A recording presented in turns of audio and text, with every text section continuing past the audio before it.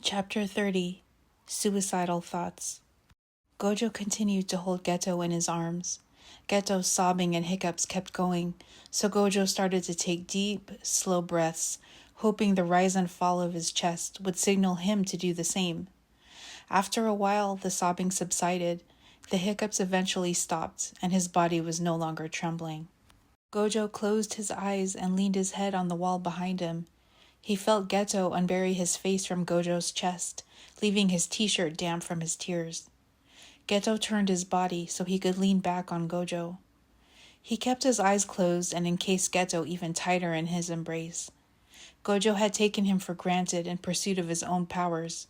He didn't see Geto's struggles with his purpose as a jujutsu sorcerer, and didn't realize how much his attitude had changed about protecting the public from curses. Gojo didn't notice that Geto's mental health had declined, and it took Geto's collapse for Gojo to realize that he needed him in his life. Gojo had a lot of making up to do. Not only did he have to rehabilitate Geto into a functioning sorcerer again to keep the higher-ups from deeming him unworthy, but he had to prove to Geto that he would never leave him again. "What am I doing here?" Geto asked out of the blue. Gojo opened his eyes but didn't answer right away. Geto's phrasing and answers were vague and could be taken several different ways. Did he mean, what was he doing here in the hospital? Or what was he doing here, existing in the here and now? Gojo decided to keep it simple. "Well," Gojo answered, "you're here in the hospital so you can rest and get better." "I don't want to be here anymore." Geto let out a weary sigh. Gojo panicked inwardly. What did he mean? He didn't want to be here in the hospital? Or here living? Geto clarified his meaning with the next sentence. "I don't want to live anymore." The words cut Gojo like a blade. "God damn it, Suguru. Don't you dare say that. Don't you dare." Gojo had let go of Geto and pulled him around so they could face each other. Geto drew his knees up to his chest to form a ball with his body.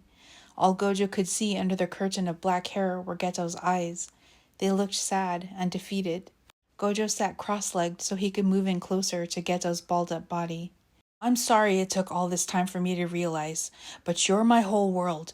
And you know what? You don't get to decide when you're done. Not while I'm here.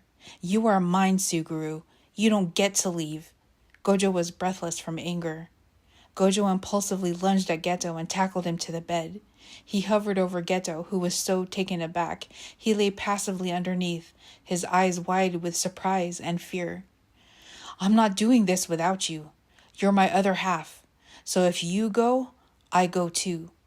Gojo collapsed and rolled over on his back next to Geto. This time, he was the one who was shaking. Gojo pulled his sunglasses off so he could press his hand over his eyes. He needed to calm down. When he felt steady again, he put his glasses back on and rolled over onto his side. "Suguru, look at me." Geto slowly turned his body towards him. Gojo put a hand on Geto's cheek. "Let's start small, okay? Baby steps." Gojo put his hand down. Geto was looking at him, but he didn't respond. "The first thing I want you to do is eat," Gojo said with a gentle smile. He softened his voice but joked, "You not only look like a rag doll, but you weigh as much as one too." This was the way they used to talk to each other. Gojo teasing, Geto taking it seriously until he let his guard down and enjoyed the fun. Gojo searched Geto's face and thought he saw the faintest trace of a smile.